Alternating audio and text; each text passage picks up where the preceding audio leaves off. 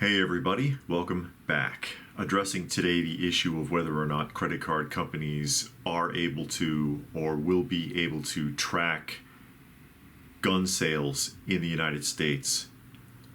And the answer is yes. Unfortunately, that is true. It is not in effect yet, but they're setting themselves up for it basically by attaching a merchant code. And once the merchant code is applied, when you swipe to make a purchase, they will be able to track this. And we're going to go ahead and read through an article here. And this article comes from The Guardian. Basically, it says guns bought through credit cards in the U.S. will now be trackable, and we'll read a little bit through here. Credit card purchases of firearms in the U.S. can now be tracked, and purchases deemed suspicious can even be shared with law enforcement, according to a new measure approved by an organization that sets parameters for business transactions. And this will include Visa, MasterCard, and American Express, by the way, although I don't think it mentions that in the article.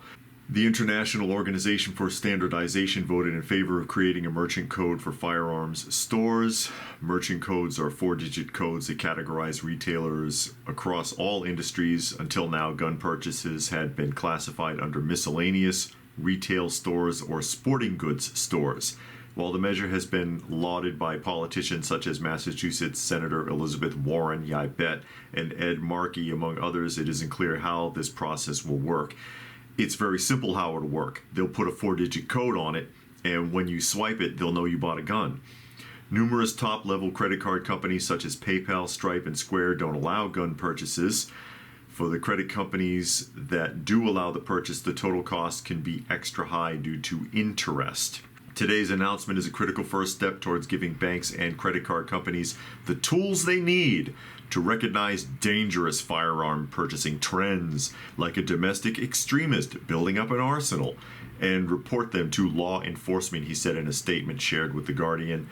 Amalgamated Bank, which brands itself as a socially responsible bank, so if you're associated with Amalgamated Bank, move your money, had requested the codes. Priscilla Sims Brown, president and CEO of the bank, said in a statement that the code will open the path for banks to report suspicious or illegal gun sale activity in a way that will not interfere with legal gun sales. I highly doubt that. This action answers the call of millions of Americans who want safety from gun violence, and we are proud to have led the broad coalition of advocates, shareholders, and elected officials that achieved this historic outcome, she added. I really seriously doubt it was a call of millions of Americans, but activists, shareholders, and elected officials will claim that we did, regardless of whether or not it's true. You must realize by now that a politician surrounds themselves with people that they have cherry-picked to pretend to have a voice for the people. They'll take that less than 1% of the population that has a belief in something and pretend like they represent everybody, so they can act as if they are representing the people, while the truth is they're representing their own personal interests. But back to the article here. The tracking and blocking of illegal gun sales has already made headway with FBI background checks, according to Every Town. In 2020, the FBI background checks led to blocking more than 300,000 illegal gun purchases, nearly double the number of 2019. I have no idea if that's true or not. The same year, gun purchases increased dramatically as people were stuck indoors during the first wave of the pandemic. Yeah, because they were scared. Records show there were 20 million legal purchases in 2020, up from 12.4 million the year before. Again, sales went up because it was uncertain times. People were afraid. And when people are afraid in uncertain times, what do? They arm themselves because they don't know what's next. And you're trying to take that from us. In a statement, the Alliance for Gun Responsibility, said, "We are glad to see the financial industry take action to recognize that it has a role to play in helping keep our communities safe. Passing stronger gun law is essential." And I will remind everyone, and I'm sure everybody watching this is already aware, laws are for the law-abiding. People who violate the law are going to do whatever the hell they want. The law doesn't matter to them. Otherwise, they wouldn't be criminals and it wouldn't be illegal. Passing stronger gun laws is essential, but it is just one piece of the puzzle when it comes to addressing the gun violence epidemic. Yeah, passing more laws because of a gun violence epidemic is punishing 100,000 people for the actions of one, which is what most laws and regulations do as they continue to oppress people, as they continue to slice away at the Second Amendment. Death by 1,000 paper cuts. They've been slashing away for decades, and it's getting worse and worse all the time. And all I can tell you to do is to vote with your dollars, because money is the only thing that these people understand, especially when you're talking about credit card companies. Again, this is not in effect yet, but it's being set up. When exactly it's going to start, I'm not sure, but all it really requires is them setting up a 4-digit code for the purchase. It's not that hard. It really isn't. And again, this is Visa, MasterCard, and American Express. I mean, what are you going to do? Not use a card? And every debit card is connected to either Visa or MasterCard, pretty much. Are you going to stop using your debit and credit card for purchases? We're in a point now in our financial structure where that's almost impossible for most people.